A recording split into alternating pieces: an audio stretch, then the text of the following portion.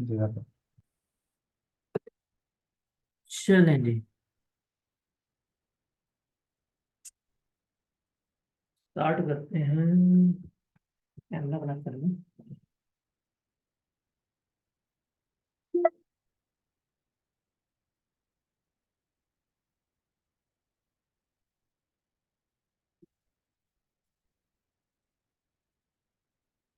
चलें जी, आगे चलते हैं। और कल हमारा लास्ट एरिया रह गया था, बोनस शेयर था। उसको डिस्कस करते हैं।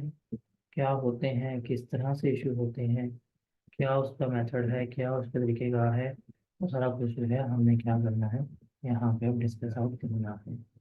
कल जो हमने शेयर अकाउंटिंग की थी, share issue at premium, share issue at par, share issue at discount, right issue, वो सारा क्लियर था। उसमें कोई किसी किस्म की प्रॉब्लम तो नहीं थी।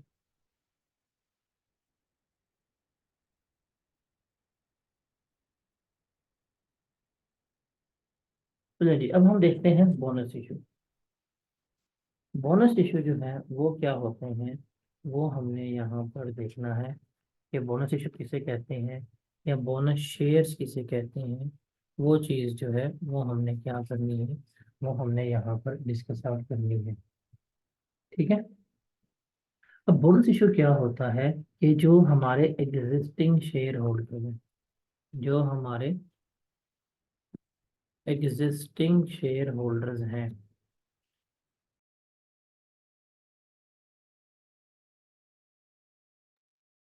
उन एग्जिस्टिंग शेयर होल्डर्स को हम क्या कर रहे हैं, हम फ्री में शेयर इशू कर रहे हैं। कि इनको हम शेयर्स तो दे रहे हैं, लेकिन हम इनको शेयर्स दे रहे हैं किसमें, फ्री में दे रहे हैं।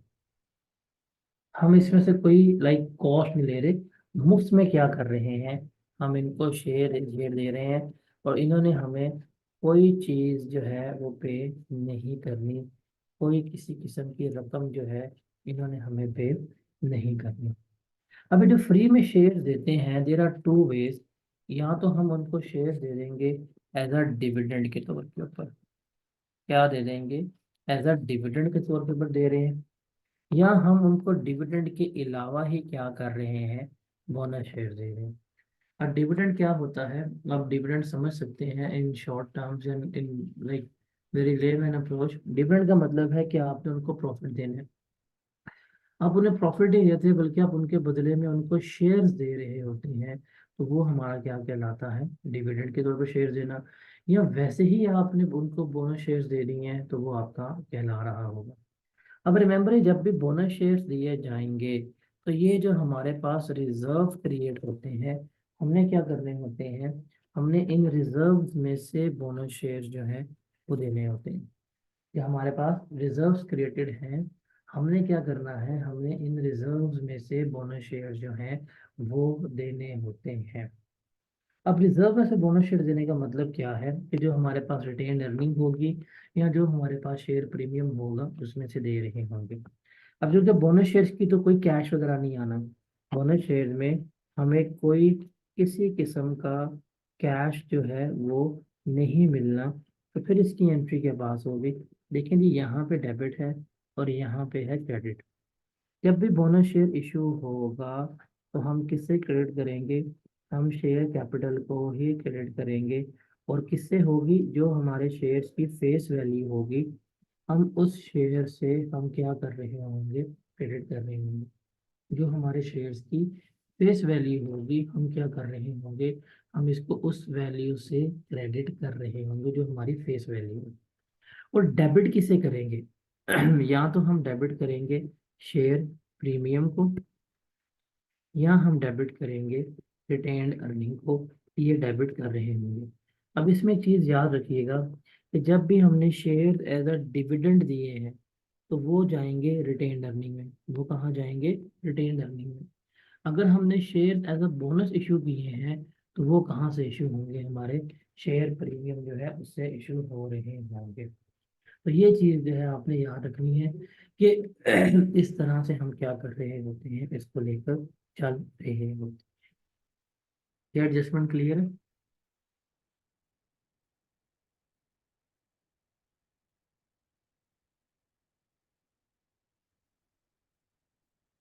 अब ये चीज आपने याद रखनी है कि अगर एज अ डिविडेंड दिया गया है तो हमारा क्या डेबिट होगा, रिटेन्ड अर्निंग। अगर एज अ बोनस दिया गया है तो शेयर प्रीमियम से हम चार्ज कर रहे हैं अमाउंट के। तो ये एंट्री है। देखिए इसमें कैश तो नहीं आना, इसमें हमने अपने फंड्स को, हमने अपने रिजर्व्स को क्या किया है, हमने अपने रिजर्व्स को कैपिटलाइज कर दिया है।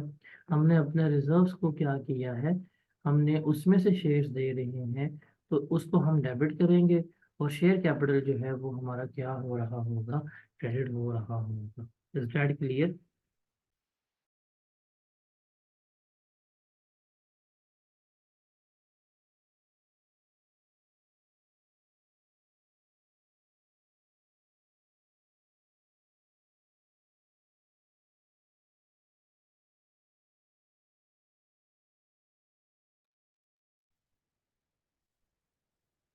अच्छा जी, अब हम बात करते हैं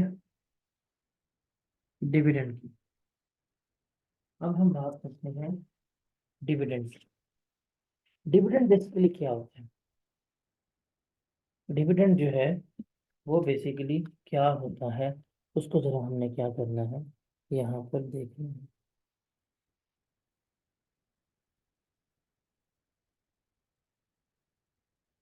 डिविडेंड क्या है बेसिकली, कि जो हमारे पास शेयर होल्डर्स हैं, इन्होंने क्या की हुई है, इन्होंने कंपनीज में इन्वेस्टमेंट की हुई है।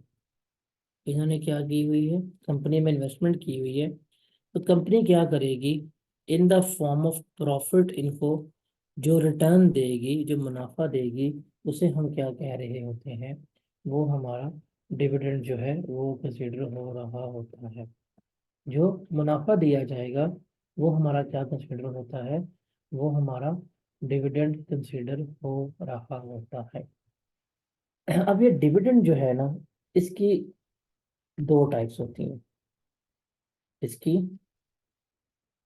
दो टाइप्स जो हैं वो हमें मिलेंगी। एक होगा हमारा, इसे हम कहते हैं इंटरम डिविडेंड,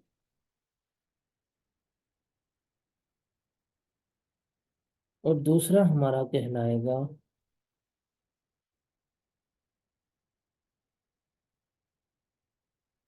फाइनल डिविडेंड। एक हमारा कहलाएगा इंटरम डिविडेंड, और दूसरा हमारा क्या कहलाएगा, फाइनल डिविडेंड जो है वो कहला रहा होगा। अब इसको हमने समझना है कि ये इंटरम क्या होता है और फाइनल क्या होता है, इसको जरा हमने अंडरस्टैंड करना है। देखिए ये हमारा एक अकाउंटिंग ईयर है जो स्टार्ट हुआ 1 जनवरी 2024 को, और ख़त्म हुआ जाके 31/12/2024 को।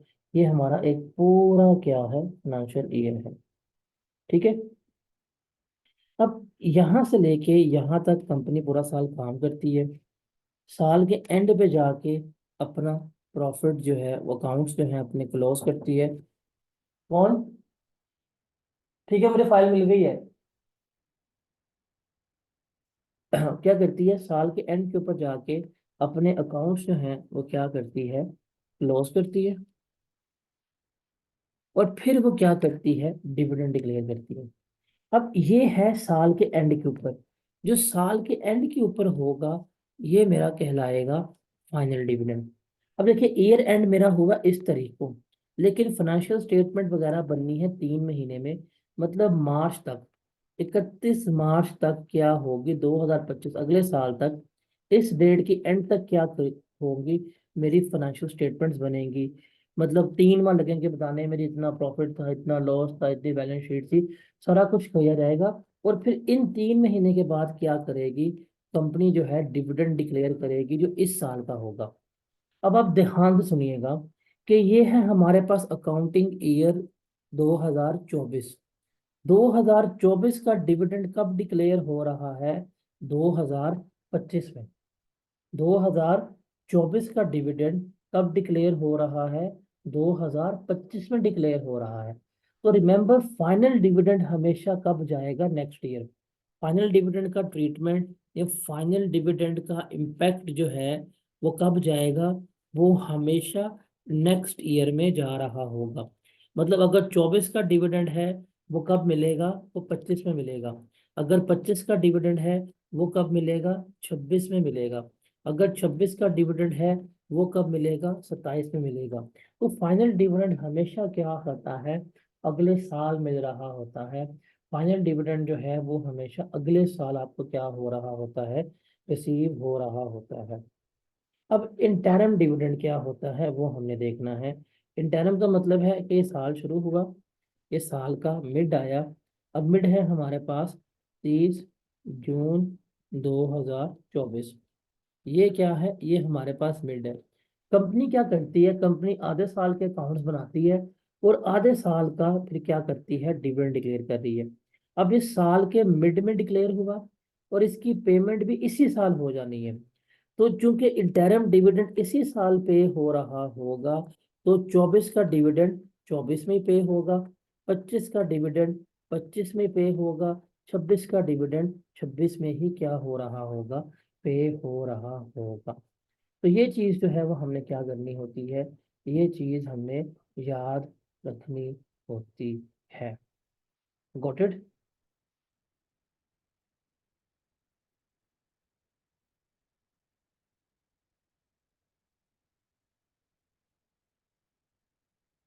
ये क्लियर है? फाइनल डिविडेंड क्या होता है और इंटरनल डिविडेंड क्या होता है? इसमें कोई कंफ्यूजन है तो मुझे बताओ।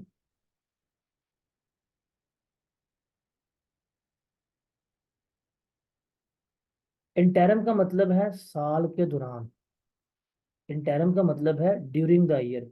आपका पूरा साल है, लेकिन कंपनी क्या करती है?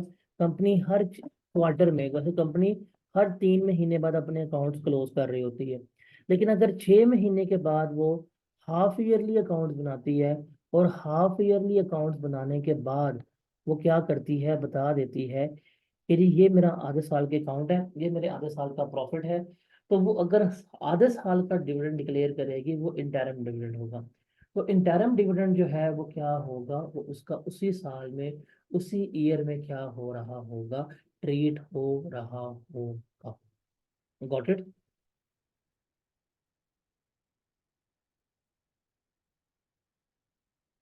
फाइनल डिविडेंड हमेशा अगले साल। देखिए, अगर आप कहते हो जी 2024 का फाइनल डिविडेंड है, उसकी रिकॉर्डिंग 25 में होनी है, बिकॉज 24 की पेमेंट 25 में हो रही है, 25 की पेमेंट 26 में हो रही है, 26 की पेमेंट 27 में हो रही है, 27 की पेमेंट 28 में। तो फाइनल डिविडेंड हमेशा नेक्स्ट ईयर ट्रीट होता है। और इंटरम डिविडेंड जो है वो हमेशा उसी साल में क्या हो रहा होता है? ट्रीट हो रहा होता है।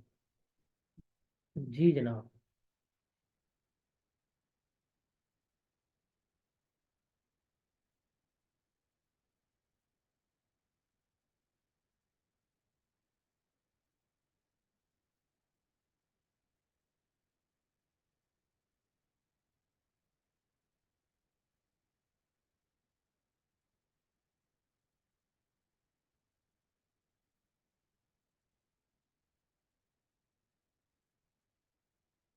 क्लियर है ये?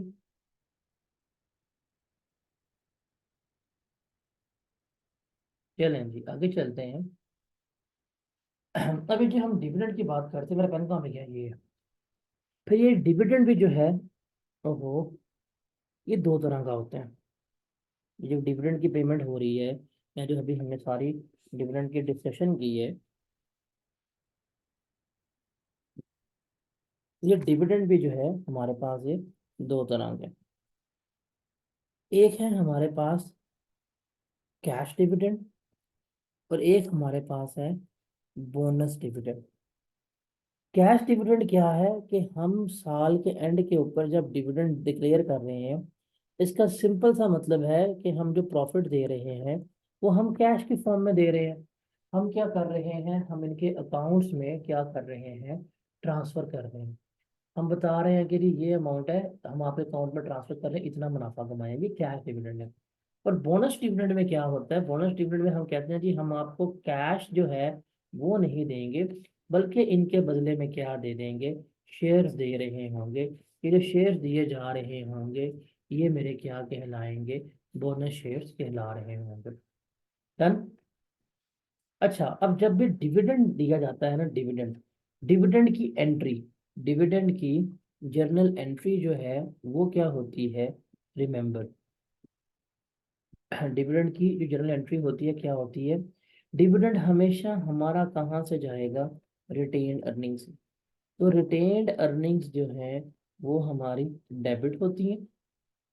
रिटेन्ड अर्निंग प्रॉफिट्स होते हैं, प्रॉफिट्स हमारे डेबिट होते हैं बिकॉज हमने कम किए प्रॉफिट्स, उसमें से पेमेंट हुई। और डिविडेंड पेएबल जो है वो हमारा क्या होता है, क्रेडिट हो रहा होता है, कि इतना डिविडेंड जो है वो हमारा फॉर द ईयर बनता है। ये हम किसकी एंट्री करते हैं, ये हम डिविडेंड की एंट्री जो है वो कर रहे होते हैं। Got it.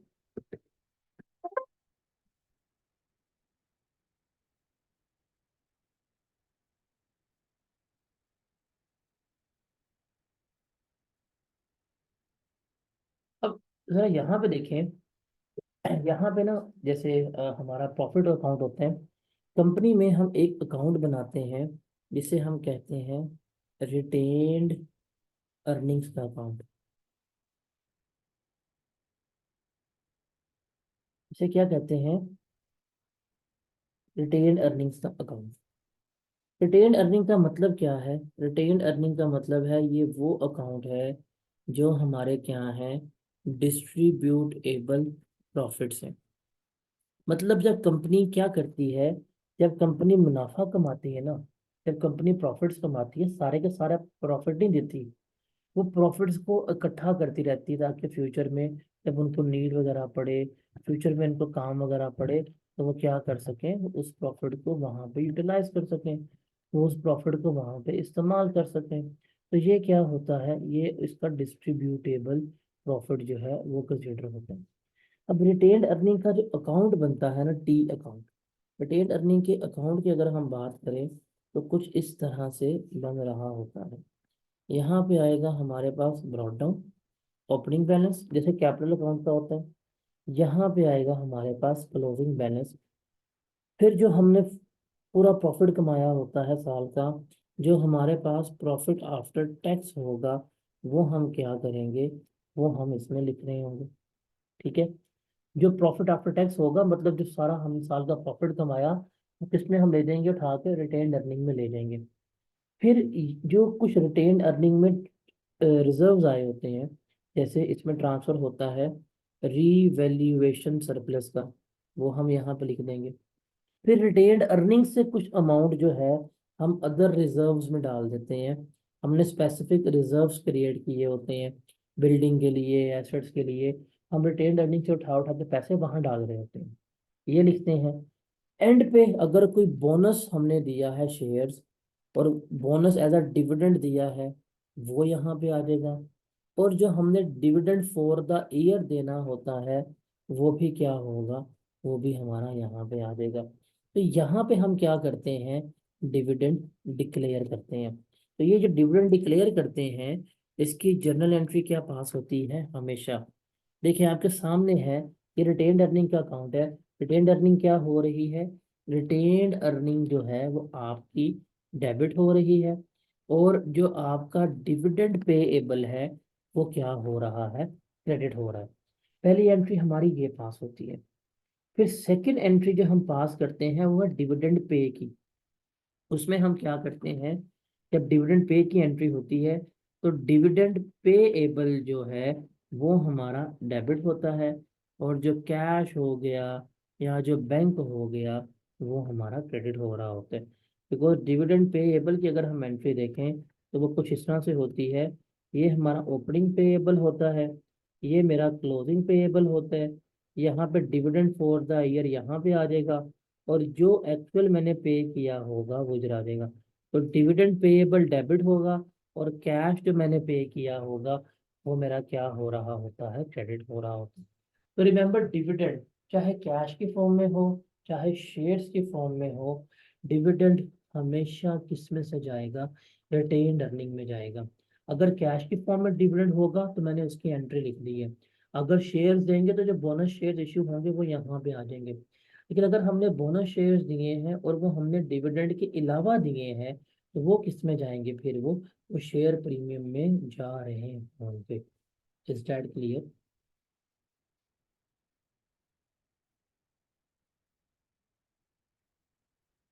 इसमें कोई सवाल है तो बताओ, फिर हम आगे चलते हैं।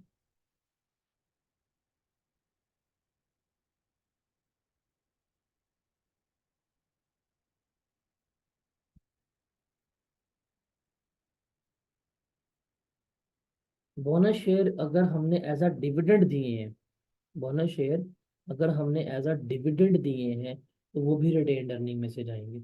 अगर एज अ डिविडेंड नहीं दिए, वैसे ही बोनस डिक्लेयर कर दिया है, तो वो शेयर प्रीमियम से जाएंगे।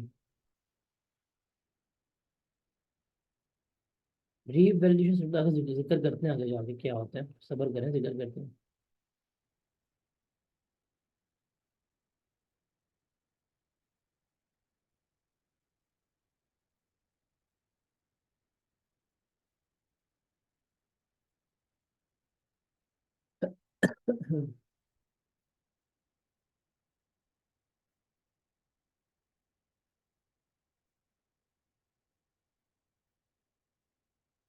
जी जनाब।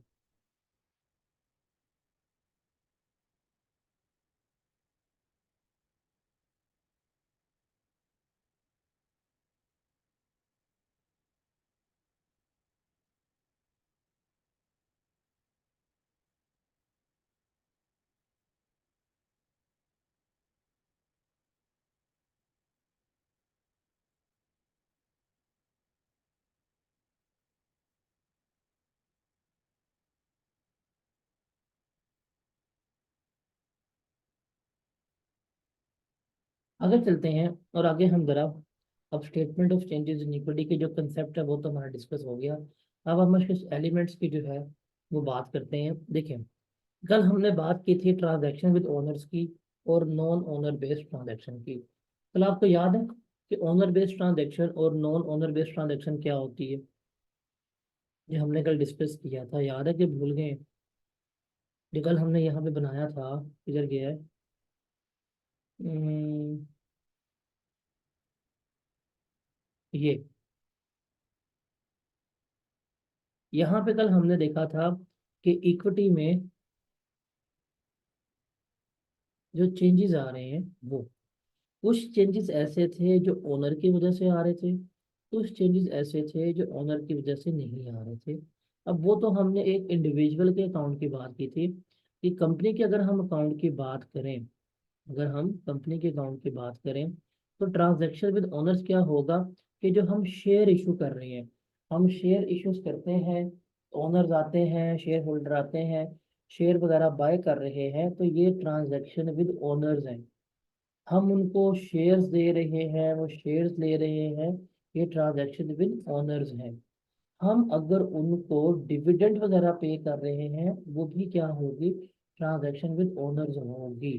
तो अब इसको क्या देखते हैं, ये छोटे बहुत कंसेप्चुअल डिस्कशन है, इनको देखते हैं। सबसे पहले देखते हैं कि हमारे पास शेयर्स की इकसाम कितनी होती हैं। तो हमारे पास ऑर्डिनरी शेयर्स होते हैं, हमारे पास प्रेफरेंस शेयर्स होते हैं। अब ऑर्डिनरी शेयर्स और प्रेफरेंस शेयर्स में बुनियादी तौर के ऊपर क्या डिफरेंस होता है, उसको जरा हमने देखना है। देखिए, जो हमारे पास है ना ऑर्डिनरी शेयर्स, और एक है हमारे पास कौन से, दूसरे हैं हमारे पास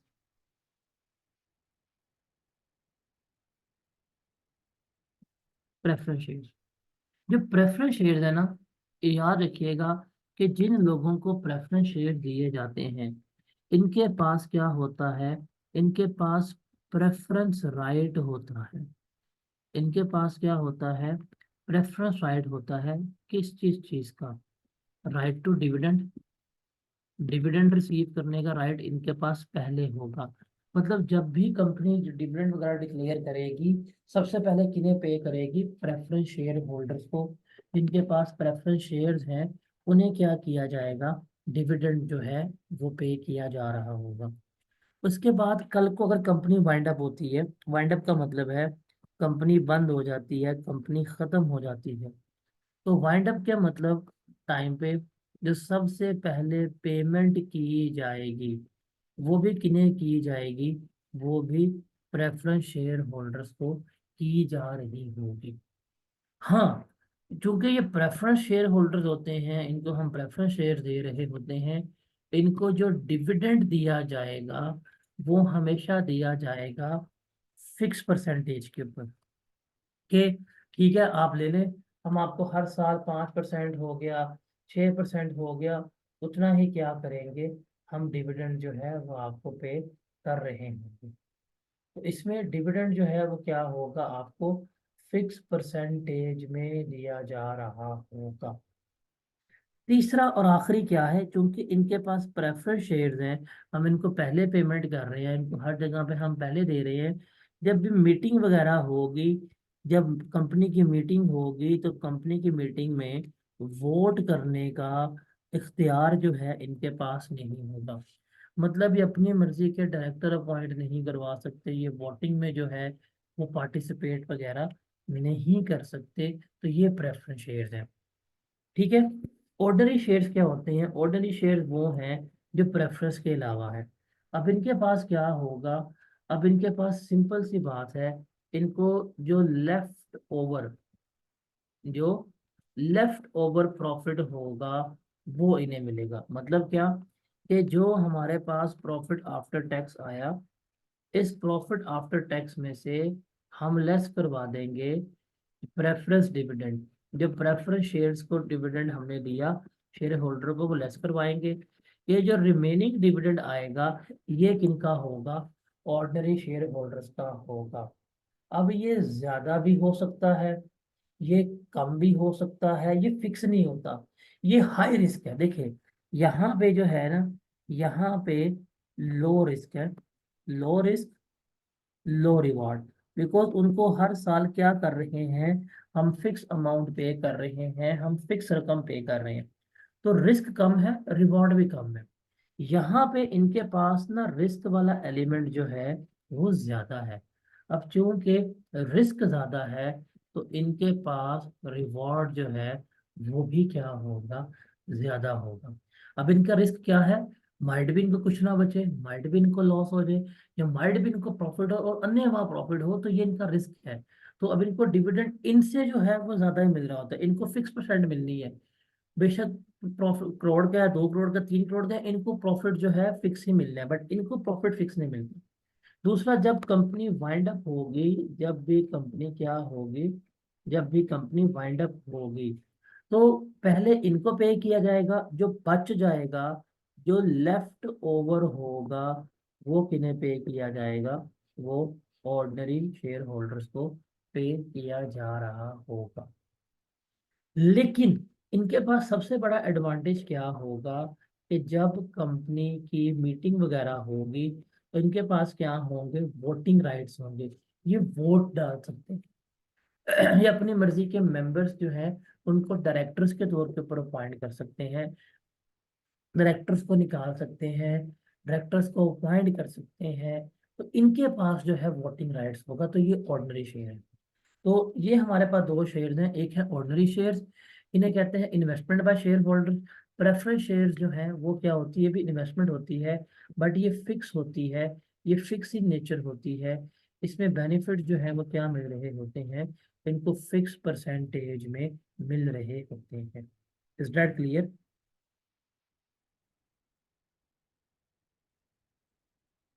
ये क्लियर है? यहाँ तक कोई सवाल है तो बताएं, फिर हम आगे चलते हैं।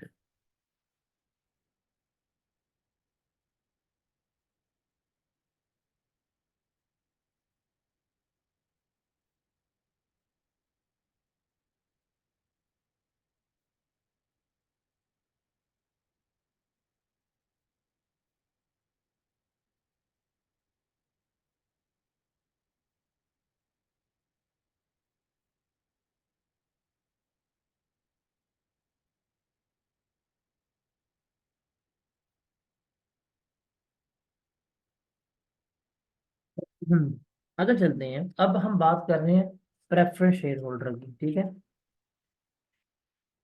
प्रेफरेंस शेयर होल्डर्स की ना, या प्रेफरेंस शेयर्स की दो इकसाम है।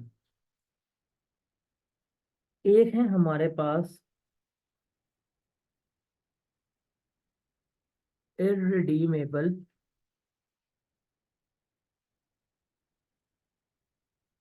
Preference shares. एक है हमारे पास क्या, जिन्हें हम कहते हैं कि ये इररिडीमेबल प्रेफरेंस शेयर्स हैं, और दूसरे हमारे पास क्या कहलाते हैं, दूसरे हमारे पास रिडीमेबल प्रेफरेंस शेयर्स जो हैं वो कहला रहे हैं। एक है हमारे पास इररिडीमेबल प्रेफरेंस शेयर्स, दूसरे हैं हमारे पास रिडीमेबल प्रेफरेंस शेयर्स। रिडीम का मतलब पता है आपको क्या होता है?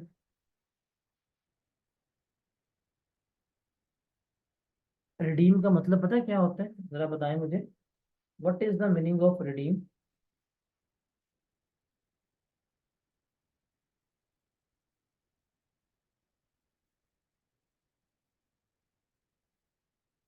रिडेम्पशन, रिडेम्पशन, रिडीम, रिडीम का मतलब बताएं, रिडीम का मतलब क्या होता है?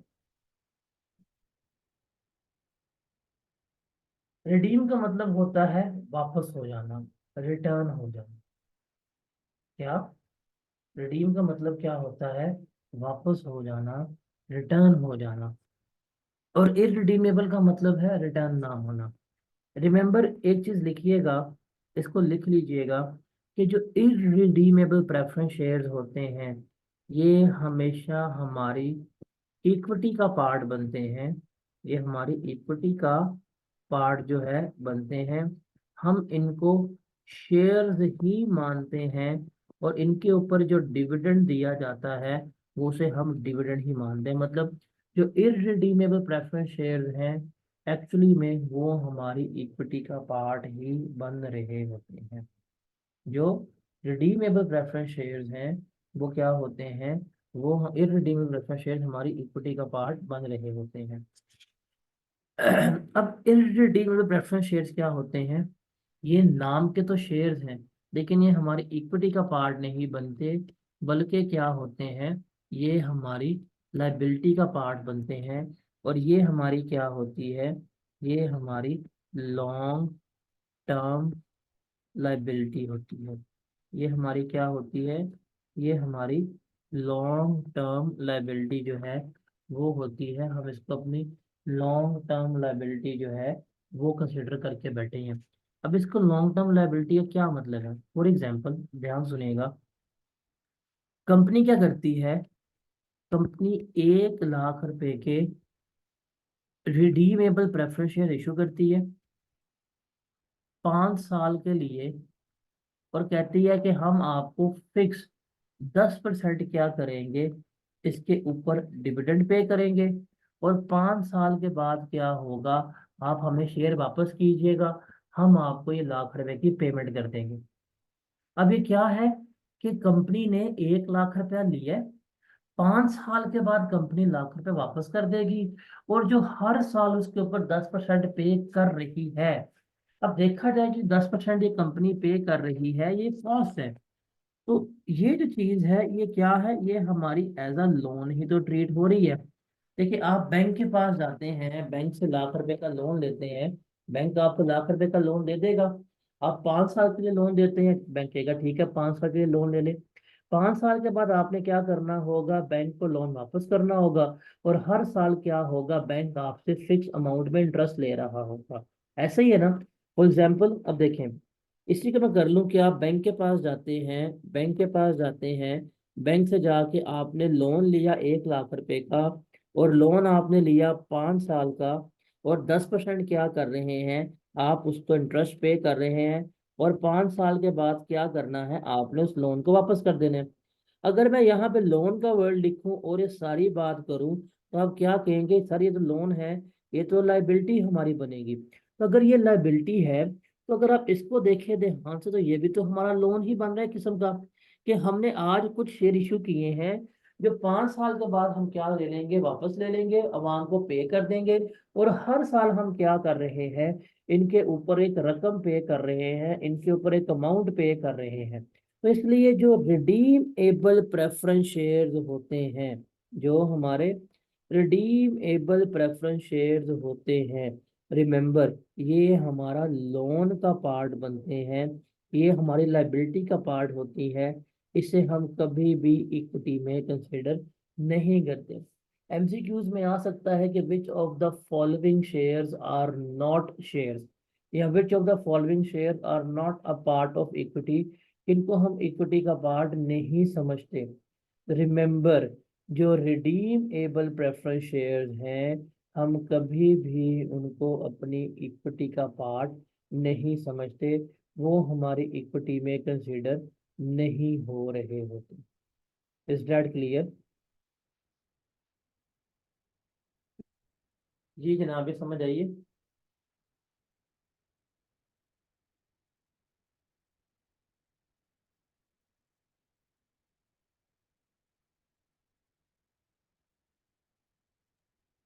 सर, जी।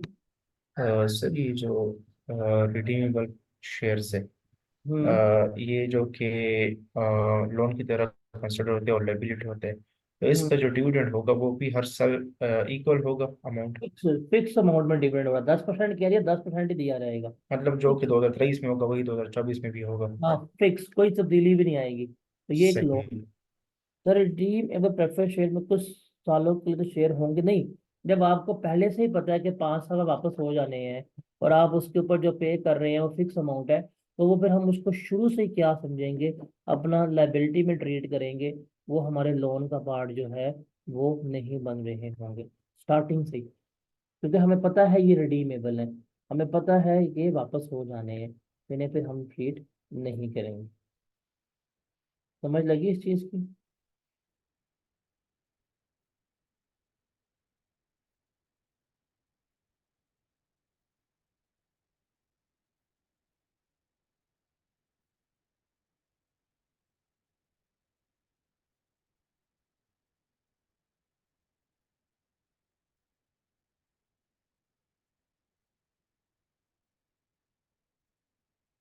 और कोई सवाल यहाँ तक है तो मुझे बताए।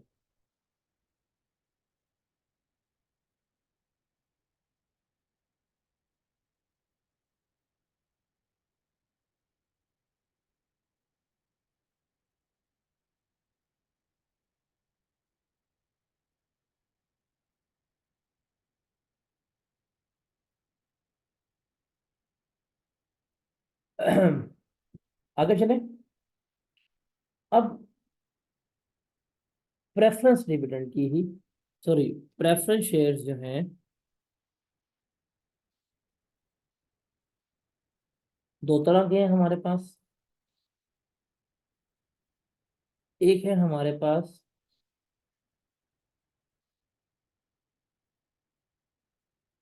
इररिडीमेबल, और दूसरे हैं हमारे पास रिडीमेबल। हमने ये बात कंफर्म कर ली कि जो रिडीमेबल शेयर्स हैं, हम इनको शेयर्स तो मानते ही नहीं है।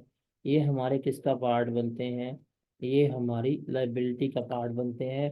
और जो इररिडीमेबल शेयर्स हैं, ये किसका पार्ट बनते हैं? ये हमारी इक्विटी का पार्ट बनते हैं। ये जो है वो हमने क्या कर लिया, डिस्कस यहाँ पे कर लिया। अब इनकी भी फर्दर आगे दो टाइप्स हैं। एक होती है हमारी क्यूमुलेटिव प्रेफरेंस शेयर्स, और दूसरे हैं हमारे पास, वो कहलाती है नॉन क्यूमुलेटिव प्रेफरेंस शेयर्स। क्या? एक है हमारे पास जिसे हम कहते हैं क्यूमुलेटिव प्रेफरेंस शेयर्स, और दूसरे हैं non cumulative preference shares. Remember, ये जो हमने डिवीजन की है, ये जो हमने डिवाइड किया है, ये हमने डिविडेंड के पर्सपेक्टिव से किया है। किसके पर्सपेक्टिव से? जो डिविडेंड है, इस डिविडेंड के पर्सपेक्टिव से क्या किया है, हमने इसको किया है। अब क्यूमुलेटिव का मतलब क्या है? क्यूमुलेटिव का मतलब है कि कंपनी डिविडेंड डिक्लेयर करे या ना करे, हम क्या करते जाएंगे, जमा करते जाएंगे। जिस साल कंपनी डिक्लेयर करेगी हम सारे का सारा पे करेंगे। क्या मतलब हुआ? एक कंपनी है, उसने 2022 में कोई डिविडेंड नहीं दिया, 2023 में भी कोई डिविडेंड नहीं दिया, 2024 में भी कोई डिविडेंड नहीं दिया, उसने 2025 में डिविडेंड दे दिया। लेकिन अगर वो क्यूमुलेटिव प्रेफरेंस शेयर्स है ना, तो हम क्या करेंगे, हम 2025 पर पिछले सारे सालों का जो डिविडेंड होगा वो जमा करेंगे, और सारे का सारा जो है पे कर रहे होंगे। मतलब डिविडेंड डिक्लेयर हो या ना हो, हम क्या करेंगे इसमें डिविडेंड जो है वो अपना कंसीडर करते रहेंगे।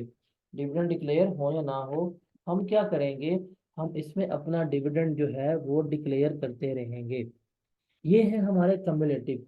अब जब एक्चुअल पे होगा, जब भी पे होगा, अगला पिछला सारा ही पे करेंगे।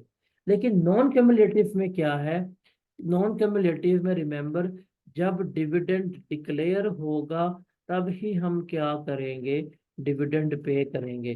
जब डिविडेंड डिक्लेयर नहीं होगा, हम कोई ट्रीटमेंट नहीं लेंगे, कोई एडजस्टमेंट वगैरह नहीं करेंगे। डिविडेंड डिक्लेयर का मतलब क्या होता है कि डिविडेंड बताना कि जी इस साल हम इतना डिविडेंड जो है वो देने लगे हैं। तो ये मेरा क्या कहलाता है, ये मेरा डिविडेंड डिक्लेयर कहलाता है। तो क्यूमुलेटिव क्या है, क्यूमुलेटिव में हमने क्या करना है, डिविडेंड बताया जाए या ना बताया जाए, हम क्या करेंगे, हम डिविडेंड को जमा करते रहेंगे, जमा करते रहेंगे, जमा करते रहेंगे। एट द एंड जब डिविडेंड डिक्लेयर करेंगे तो हम सारे का सारा डिविडेंड जो है वो क्या कर रहे होंगे, दे रहे होंगे। और नॉन क्यूमुलेटिव में क्या है, जब हम डिविडेंड डिक्लेयर करेंगे तभी पे होंगे।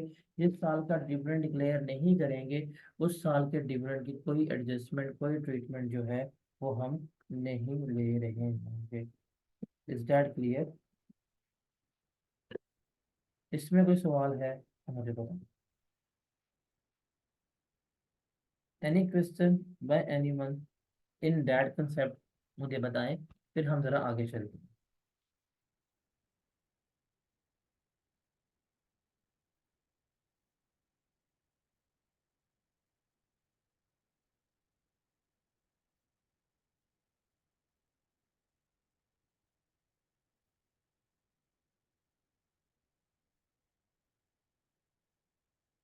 आपका merit certificate.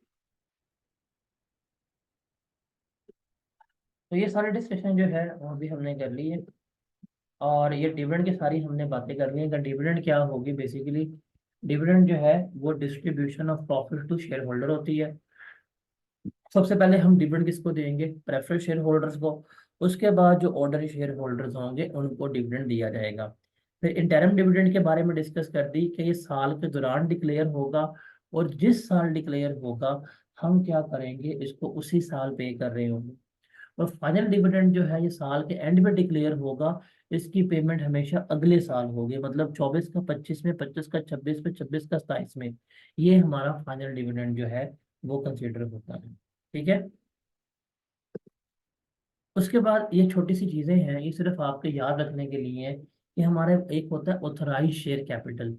Authorise share capital क्या होता है कि कंपनी जब रजिस्टर्ड होती है तो मैक्सिमम जो वो बताती है, it is the maximum amount of capital जो कंपनी क्या कर सकती है, इशू कर सकती है। ये क्या है, मैक्सिमम अमाउंट ऑफ कैपिटल जो है जो कंपनी इशू कर सकती है, इसे हम क्या कहते हैं, ऑथराइज्ड शेयर कैपिटल कहते हैं। इसे हम क्या कहते हैं, ऑथराइज शेयर कैपिटल, जो मैक्सिमम कंपनी अपने लाइफ में इशू कर सकती है। इशूड शेयर कैपिटल क्या होता है कि उस मैक्सिमम अमाउंट में से एज ऑफ नाउ अभी तक कंपनी ने कितना मार्केट में दिया है, कितना मार्केट में इशू किया है, वो हमारा क्या कहलाता है, वो हमारा इशूड शेयर कैपिटल जो है वो कहला रहा होता है। फिर सब्सक्राइब, सब्सक्राइब का मतलब क्या होता है कि जो कंपनी ने मार्केट में शेयर कैपिटल इशू किया है, उस शेयर कैपिटल में से अभी तक कितना लोगों ने लिया, कितना लोगों ने जो है वो इंटरेस्ट शो किया, वो हमारा क्या होगा, वो हमारा सब्सक्राइब शेयर कैपिटल होगा। फिर उसमें से पेड अप का मतलब क्या है कि कितनी अमाउंट कंपनी को मिल गई है। जो कंपनी को एक्चुअल में अमाउंट मिली होगी, जो कंपनी को अमाउंट रिसीव हुई होगी, वो हमारा क्या कहलाएगा, वो हमारा पेड अप शेयर कैपिटल जो है वो कहला रहा होगा। ठीक है। ये सिर्फ याद रखने के लिए है। उसके अलावा शेयर प्रीमियम हमने पढ़ लिया। तो शेयर प्रीमियम क्या होता है, शेयर प्रीमियम इज बेसिकली कि हम अपनी फेस वैल्यू से, हम अपनी पार वैल्यू से अगर एक्स्ट्रा अमाउंट पे शेयर बेच रहे हैं, तो वो जो हमें अमाउंट मिल रही होती है, वो जो हमें एक्स्ट्रा अमाउंट मिल रही होती है, वो हमारी क्या कहलाती है, वो हमारा शेयर प्रीमियम जो है वो कंसिडर हो रहा होता है। अच्छा, रिडेम्पशन जो है वो हमारे सिलेबस का पार्ट नहीं है। रिडेम्पशन का मतलब क्या होता है, सिंपल सी बात है, रिडेम्पशन का मतलब है शेयर वापस करना। तो ये हमारे सिलेबस का पार्ट नहीं है, बट ये होता है कि कंपनीज जो है अपने शेयर जो मार्केट में इशू किए होते हैं, कंपनी क्या कर लेती है, कंपनी उनको वापस भी खरीद सकती है, तो वो हमारी रिडेम्पशन कहलाती है। फिर बोनस शेयर्स के बारे में हमने देख लिया। बोनस शेयर्स क्या होते हैं, कि बोनस शेयर्स बेसिकली क्या है कि अपने ही एग्जिस्टिंग शेयर होल्डर्स को फ्री में शेयर देना is considered to be a bonus share. अब जब बोनस शेयर्स कंपनी देती है तो एज अ डिविडेंड भी दिए जाते हैं, एज अ वैसे ही बोनस कंपनी डिक्लेयर कर देती है। अगर एज अ डिविडेंड के तौर के ऊपर बोनस शेयर्स दिए जाएंगे तो रिमेंबर कहाँ से जाएंगे, रिटेन्ड अर्निंग में से। अगर अदर देन डिविडेंड दिए गए हैं तो कहाँ से जाएंगे, हमने पढ़ा था ये शेयर प्रीमियम से जा रहे होंगे। फिर राइट इशू क्या होता है, हमने राइट इशू को भी देखा था कि राइट इशू हमारा क्या होता है। राइट इशू क्या है कि हम अपने एग्जिस्टिंग शेयर होल्डर्स को, जो हमारे मौजूदा शेयर होल्डर्स हैं, अगर हम उनको मार्केट वैल्यू से कम वैल्यू के ऊपर शेयर्स दे रहे हैं, जो हमारे एग्जिस्टिंग शेयर होल्डर्स हैं, अगर हम उनको मार्केट वैल्यू से कम वैल्यू के ऊपर शेयर्स दे रहे हैं, तो वो हमारे क्या होते हैं, राइट इशू कहला रहे होते हैं। यहाँ तक कोई सवाल, यहाँ तक कोई कंफ्यूजन, यहाँ तक कोई प्रॉब्लम है, मुझे बताएं। जी जनाब।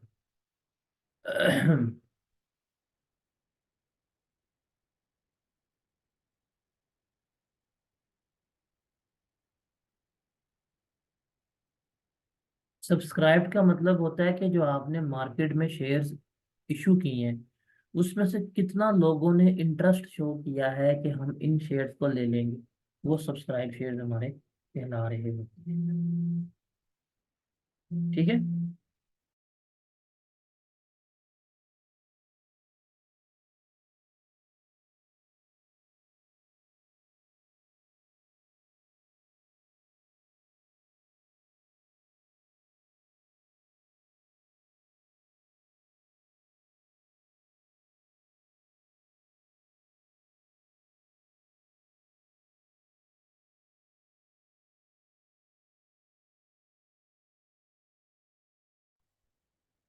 जी जनाब, ये क्लियर है।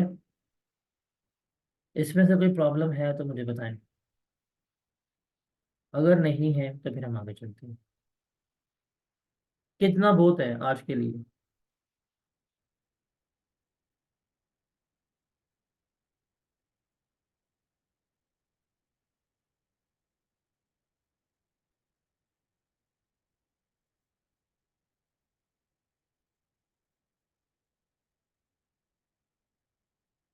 ठीक है, इतने ही रखते हैं फिर। कल फिर जो है हम यहाँ, अब आगे हमारे सारे क्वेश्चन शुरू हो रहे हैं, लाइक ये एंट्रीज वगैरह करनी है सारी, और फिर हम सारी ये चीज़ें जो हैं वो डिस्कस आउट कर रहे होंगे, कैसे हैं, किस तरह से हैं, और वो हम लेके चल रहे होंगे। और कल इंशाल्लाह ये जो क्वेश्चन जो हैं वो करके, सारे एग्जांपल्स वगैरह करके, फिर हम फॉर्मेट्स वगैरह पर निकलेंगे। मतलब कल का लेक्चर ये है, जिसके बाद यू कैन से डैट कि हमारा statement of changes in equity की तमाम कंसेप्चुअल डिस्कशन जो है वो हो जाएगी। उसके बाद हमें क्या करना पड़ेगा, इसको वाइंड अप करना पड़ेगा, मतलब फिर हम पास्ट पेपर की तरफ जो है वो मूव हो जाएंगे। तो ये सीन है हमारा statement of changes in equity का। जी।